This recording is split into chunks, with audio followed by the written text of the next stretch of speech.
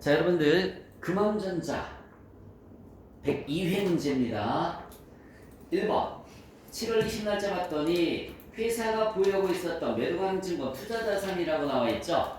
178번 이렇게 메모 한번 해보세요. 178번 메모했습니까? 다음과 같은 조건으로 처분하고 대부분 보통예금으로 받았다라고 나와있습니다. 7월 20날짜예요. 자, 7월 20날짜 돈 들어왔어요. 차변에 보통예금 얼마 들어왔는지 찾아볼까? 차변에 보통예금 얼마 들어왔을까요? 2,900만원짜리 맞아요? 2,900만원 2,900 천분가액이 2,900이니까 됐죠? 뭐 팔았어요 여러분들? 매도하는 증권 팔았죠 그쵸? 여기 잠깐만 이거 설명 잘 들어야 돼요. 차변에 보통예금 얼마라고 그랬어요? 2,900만원 뭐 팔았어? 매도 가능 증권 팔았으니까 대변에 매도 가능 증권이 178번이라는 얘기예요. 이것 때문에 틀리는 사람 많으니까 절대 123번이 아니라 123번은 당좌 자산이란 말이에요. 얘는 무슨 자산? 다시 한번 123번은 무슨 자산? 당좌 자산. 178번이 투자 자산 코드 보는 거야. 알겠죠? 자, 그리고 잠깐만 설명 들어. 여기 봐요. 매도 가능 증권 처분 문제가 나오면 반드시 합계 잔액 시산표에서 첫 번째 매도 가능 증권, 두 번째는 매도 가능 증권 평가 여기 평가 이렇게 첫 번째 매도 가능 증권, 두 번째는 매도 가능 증권 평가까지를 조회한다. 자, 합계 잔액 시산표 들어가 보자 다 같이. 여러분들 화면 맨 우측에 결산 재무제표 밑에 보시면은 합계 잔액 시산표 있어요 없어요? 있죠. 들어가서 지금이 몇 월이니? 7월이죠. 7월이에요. 7월 들어갔어요? 07 들어갔니? 자, 컨트롤 F 매도 가능 증권 F 컨트롤 F 매도 가능 증권까지만 쳐보세요. 합계 잔액 시산표 7월달 들어가서 매도 가능 증권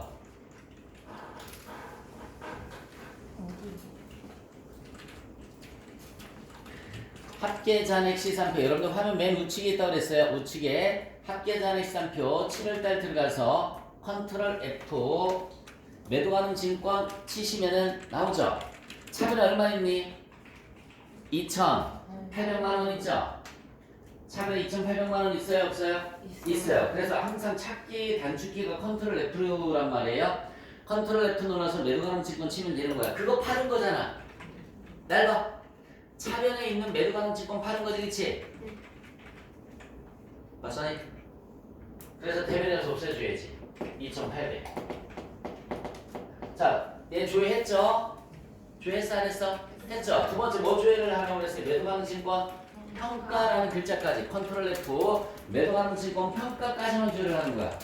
그랬더니 대변에 매도 가능 증권 평가액이 얼마 있어요? 400만원 있죠? 요거 또 반대편에 가서 정리를 해서 없애줘야 되는 거예요. 매도 가능 증권 평가 이익이나 매도 가능 증권 평가 손실은 기타 포괄 손익이라고 배웠고 그거는 매도 가능 증권이 존재해야지만 존재할 수 있는 계절 과목이야. 매도 가능 증권을 팔아서 없어질 때는 그것도 같이 없애주는 거예요. 자세한 거는 이론 강의에서 내가 다 설명을 해줬는데 다 까먹었을 것 같아서 다 잊었을 것 같아서 내가 이제 분기푼을 요령으로 설명을 해주는 거야. 궁금하면 지분증권 단원 다시 한번 들어보시면 되는데 여기 봐봐. 매도 가능 증권 평가이익이나 평가 손실은 뭐가 존재해야지만 있을 수 있는 거라고요?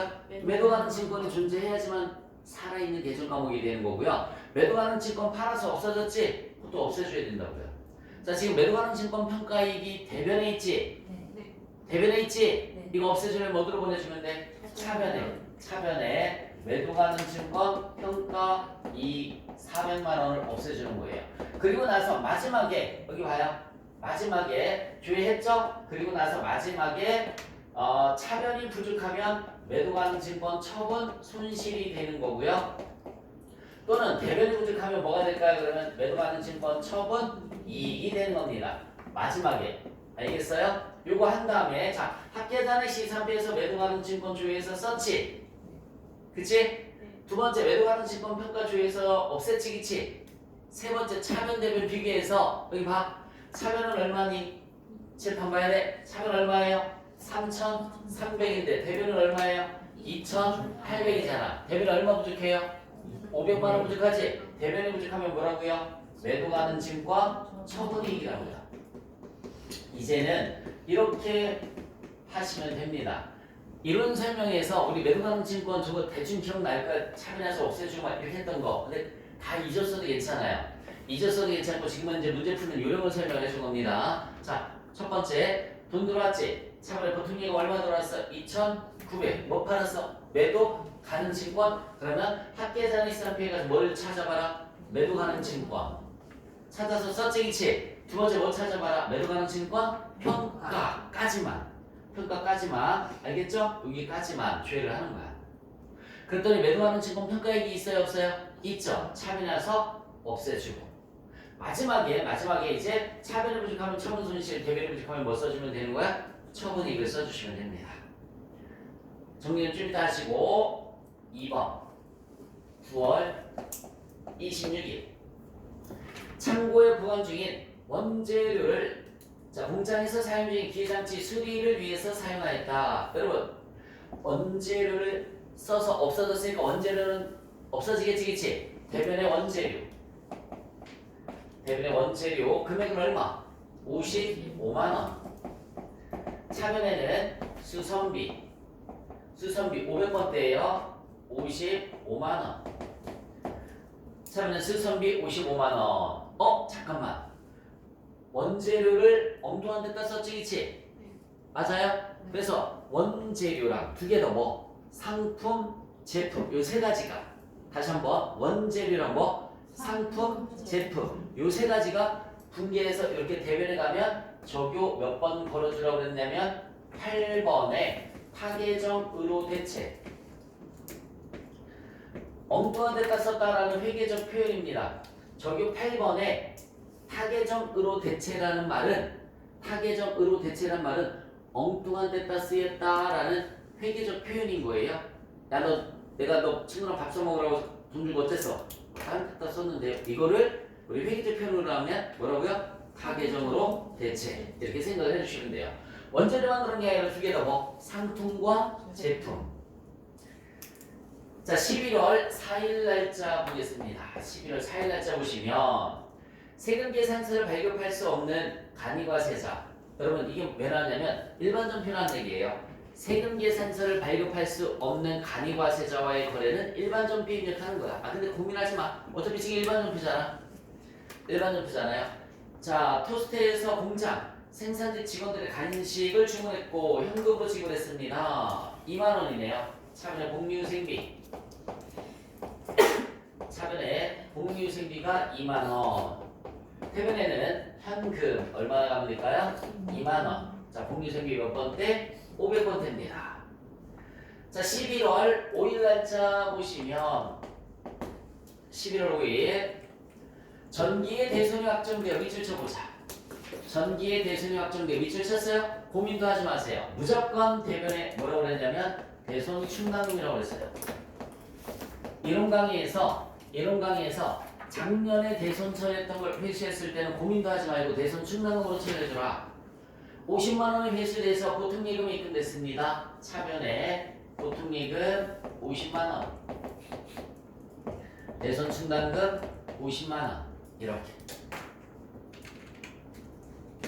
자, 여러분 전기의 대손이 확정되어 이 문장이 들어가면 무조건 대변은 뭐라고요? 대손 충당금. 11월 8일 날짜입니다.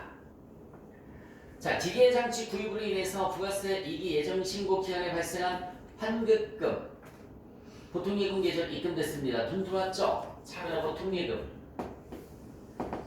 보통예금이 1,030만원 들어왔어요. 이기 예정 신고 기간에 부가세 환급금은 뭐로 더 처리했다고 나와 있어요? 미수급. 계절과부터 다 나와 있잖아. 미수급 1,030만원. 돈 들어왔단 말이에요, 그치? 차변에 보통예금이 1,030. 대변에 뭐예요? 미수금이 1,030만원입니다. 11월 30날짜예요 이제 11월 30날짜. 자, 해외 거래처 ABC에 수출을 했습니다.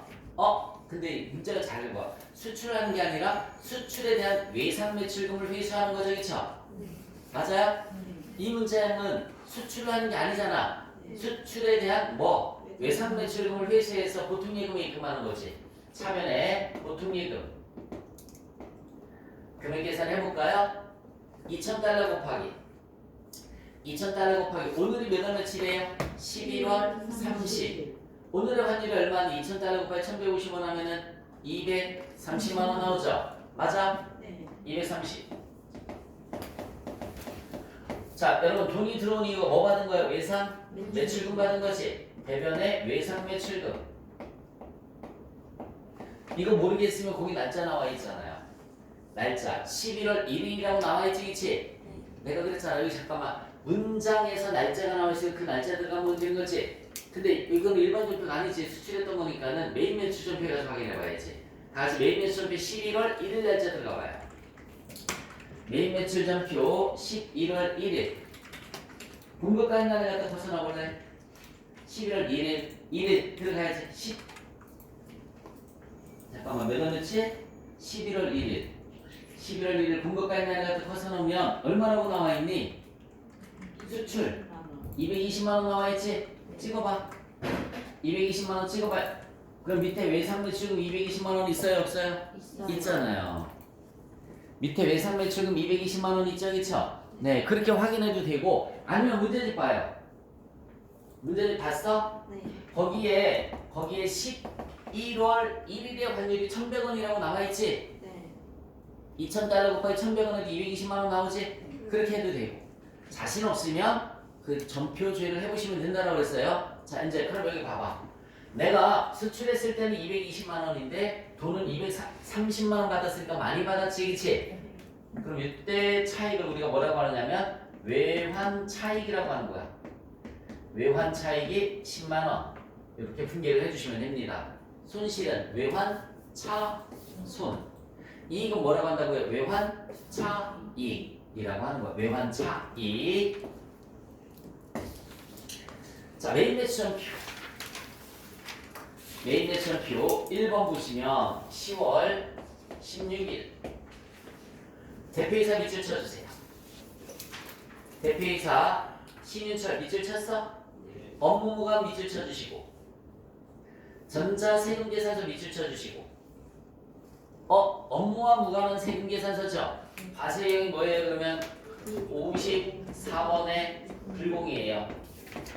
54번의 불공 혼합이에요. 업무랑 무관한 세금계산서는 54번의 불공이라고 했습니다. 54번의 불공. 불공은 부가세 포함해서 분개를 해주는 거지. 자, 여러분 거래처 입력할 것 이렇게 나와 있어요. 그거는 신윤철 반드시 걸어주라는 얘기예요. 가지급금에 부가세 포함해서 275만 원이에요. 가지급금으로 분개를 해주면 돼요. 가지급금 대표이사 개인적인 거 275만 원.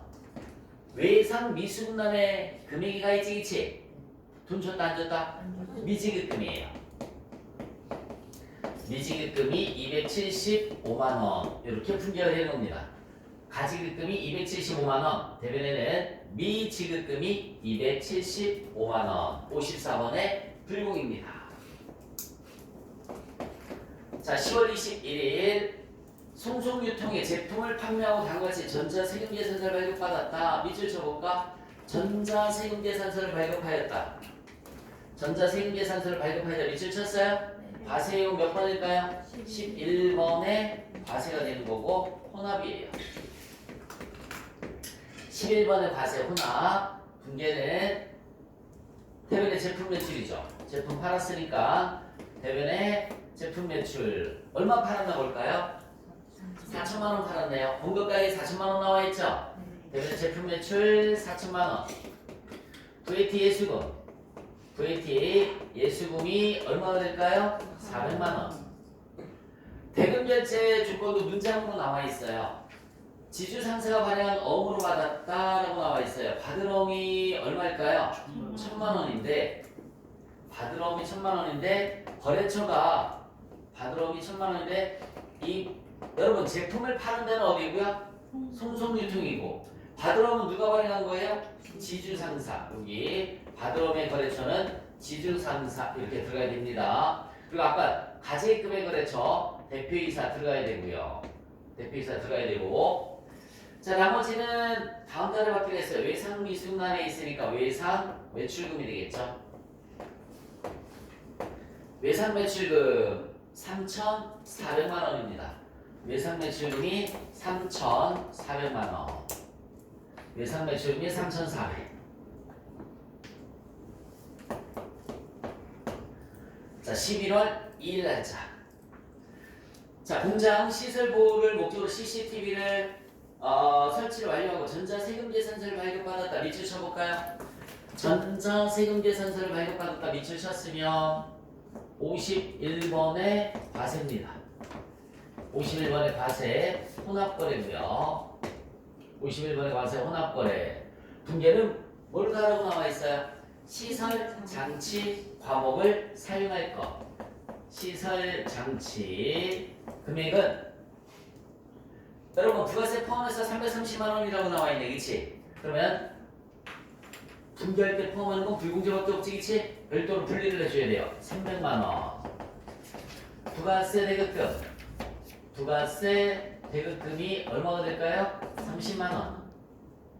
돈을 줘야 되는데 현금으로 얼마 줬어요? 30만 원 주고 나머지는 아직 안 줬죠, 그쵸?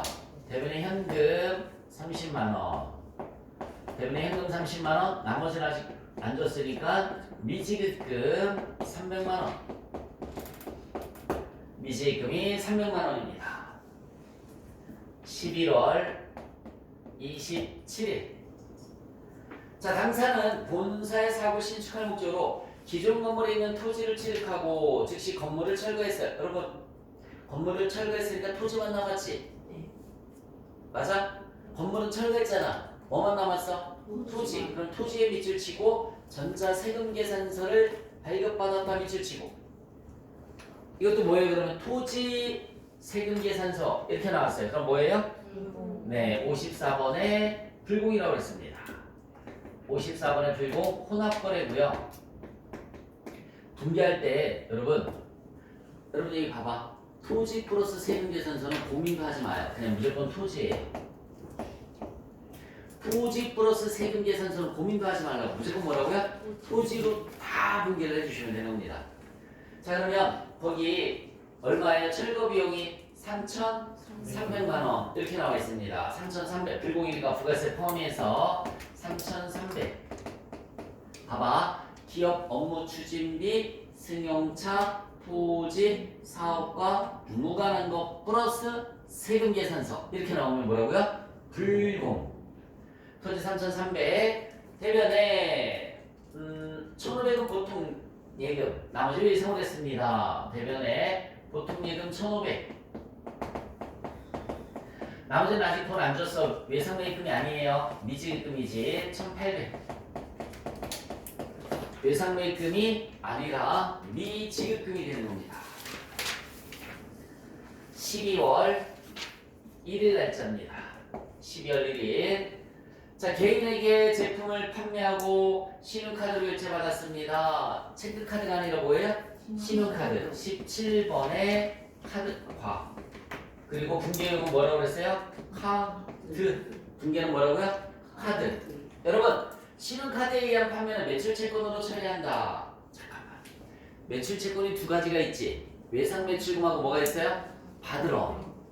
카드 결제인데 받으러 오면 아니겠지. 외상매출금으로 하는 얘기지. 다시 한번. 매출채권이 몇 가지가 있다고요? 두 가지. 외상매출금과 받으러. 오케이? 근데 받으러 오라 하는 얘기는 아니야. 그럼 뭐예요? 외상 매출금으로 하는 얘기지. 얼마 팔았어요? 240만 원 팔았죠? 대변에 제품 매출. 대변에 제품 매출이 240만 원. VT의 수금. VT의 수금이 얼마가 될까요? 24만 원. 그치? 차변에 외상 매출금. 차변에 외상 매출금이 264만 원. 이렇게. 12월 20날짜입니다. 12월 20. 자, 미국의 직수출 계약을 체결한 제품의 선적을 완료하고 밑줄 쳐볼까? 직수출. 여러분 직수출이라고 나오면 과세형이 몇 번이라고 그랬을까요? 16번에 수출이라고 그랬습니다. 혼합거래로 해주시면 되고요. 16번에 수출 혼합거래. 자, 대변의 제품 매출. 대변의 제품 매출. 자, 5,000달러를 선적 완료했죠.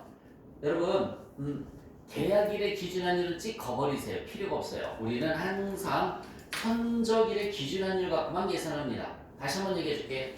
우리는 무조건 뭘 가지고 계산한다고요? 선적일의 기준환율 갖고 계산하는 거야. 곱해봐. 5,000달러 곱하기 선적일의 기준환율 1185원 얼마 나올까요? 592만 5천원. 592만 5천원. 592만 5천원. 자, 돈을 받아야 되는데 돈 받았어? 못 받았어? 차후에 받기로 하였다. 외상 매출금. 차후에 받기로 하였다. 외상 매출금이 592만 5천원. 이렇게 되는 겁니다. 됐습니까?